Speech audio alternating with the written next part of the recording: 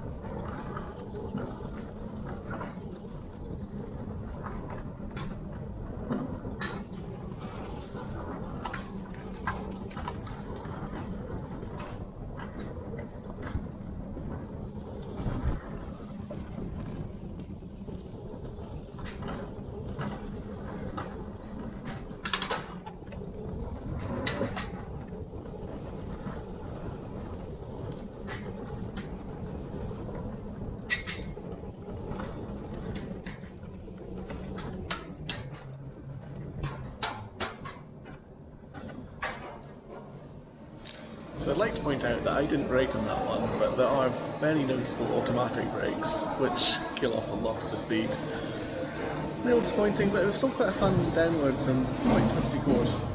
With that coaster now ticked off, it was time to head back on the road. Right, so I've just done the second Alpine coaster of the day, which was quite good fun. It had a really good layout. The only problem was there was automatic braking pretty much on every section of the ride that you'd consider slowing down for. It was a little bit disappointing because you could have got some pretty good speed and probably some airtime if you could control everything yourself. Unfortunately, every single tight turn or tight dive was slowed down. It kind of takes away the point of it being an Alpine coaster where you control the speed when the speed's already controlled for you. I get the points of some of them have automatic braking towards the end so you don't go smashing into something, or if there's legitimately dangerous things ahead that you'd have to slow down for, then automatic braking probably makes sense. But I don't think it was necessary for all the bits in that one, and as such it just sort of kills off your speed and a bit of the enjoyment. I still had fun in it though. This part of the drive would take me across the Swiss border and on a wonderfully twisty road through the floor of a wooded valley, with lots of interesting rock formations and even a few tunnels along the way. The end point of this leg was an Alpine coaster at Robella Val-de-Travers, and this one was really rather good. I'm not sure how well it will come up on the microphone of this, but one thing that's quite interesting about driving around the Alps is the cows all have cowbells on, which you can hear. And maybe see down there.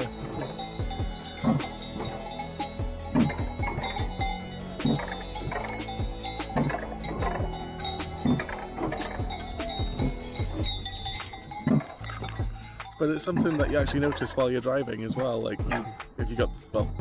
you're driving with the roof down, you can hear all the sounds of birds, insects, and cows. Here we go.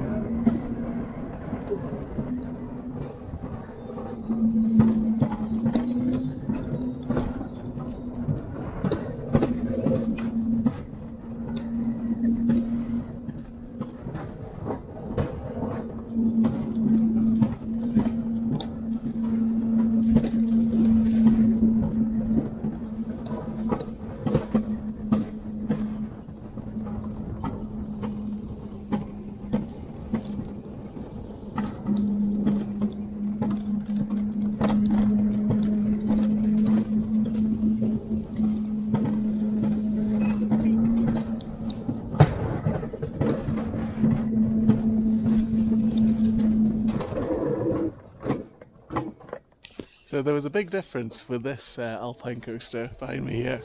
There was no automatic braking on it at all, so that was a lot more fun. Some quite tight bends, some little bits of airtime on it as well as you go over little jumps, and as I said, nothing slowing you down unless you wanted to slow down, which is the way an Alpine coaster should be. So that's Alpine coaster number 3 of the day. With that completed, there was a little backtracking required, but that just meant I got to drive on the cool road through the stone tunnels again. The 4th coaster of the day would involve the longest driving leg, but would also be one of the most stunning drives I've ever done. After leaving the wooded valley behind, there was an incredible descent of hairpin bends down towards Yverdon-les-Bains, and as I continued driving, on the horizon loomed what I consider to be the proper Alps. The highlight of this leg though was driving alongside Lac Léman, which borders Switzerland and France and looked simply incredible. The turquoise blue of the lake, surrounded by jagged alpine peaks, was simply breathtaking. I stopped off near Vevery for a bite to eat and to refuel the car, and ended up taking a couple of wrong turns, but this did lead to an interesting encounter with an Alpine train. The next coaster was located at Moléson, and after leaving Lac Léman behind, I discovered another wonderfully twisty Alpine road that took me up to the ski resort, and after a short queue, I got to tick off another Alpine coaster.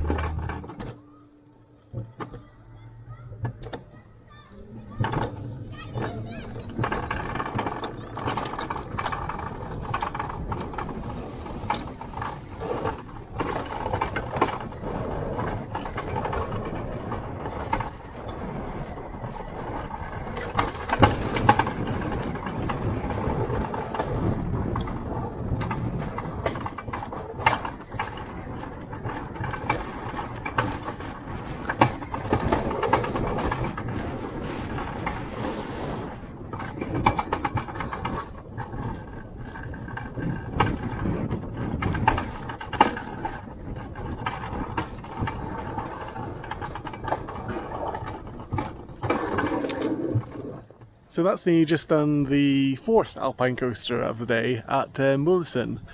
It was rather good. So that one I actually did use a touch of the brakes because there's no trims on this one, which makes it all the more fun. But yeah, you get some good speed and some really kind of tight turns on it as well. Some air time as you go over some little jumps as well. Really good fun one. Yeah, I think you'd have to be pretty brave to not touch the brake at all, because I was having to sort of brace myself quite strongly to get around the corners. It's a good one. It does feel a little bit on the short side, but I think that's just because I've been spoilt by some other Alpine coasters that are much longer. This one was good though. Anyway, I have one more to do as long as I get there in time today, so let's keep on hitting the road and enjoy this lovely Alpine scenery. The Alpine peaks surrounding the drive looked absolutely stunning, and it gave a real sense of pushing deeper into this mountain range. Around every turn seemed to be another wonderful view. The final coaster of the day would be at Bad Schwarzsee, and on the sat-nav map it looked like it would be an interesting drive through the mountains to get there. Everything seemed to be going fine up until I reached the village of Wan. The roads here were very narrow, and the path at times was quite confusing. I continued onward though, and as the road kept getting narrower and narrower, I began to feel a little uneasy that this may not be the best route to my destination. The drive was great fun and the scenery was stunning, but the roads just kept getting narrower and narrower and narrower. Now, small and twisty roads are no problem for the Mx-5, in fact it's a wonderful car to drive on them. As I carried on, I hit a problem, right about here. At this point, the road just turned into a dirt track, and there were signs saying 4x4s only. The Mx-5 is many things, but an off-road car it is not, with a relatively low ground clearance being fine for the odd speed bump, but not for off-roading. I really didn't fancy getting stranded on an Alpine gravel track miles from anywhere, so I needed a plan B. The only option to get to the Alpine coaster was going a long way all the way around the mountains, so with no other option, I turned back and retraced my steps back down the mountain, cursing Google Maps all the way. On a solo trip, you're both the driver and the navigator, so I only had myself to blame, but I made sure that in the future I would double check the route on Google Maps, particularly the satellite view, in order to make sure the same problem didn't happen again. Overall though, it just added to a little bit more of the adventure, and thankfully the coaster I was headed to was open late, until 8 PM in the evening, so despite wasting over an hour on this detour, I could still make it there in time. The final coaster of the day ended up being a single rail model, and to get to the top you actually hooked up the car to a pomato.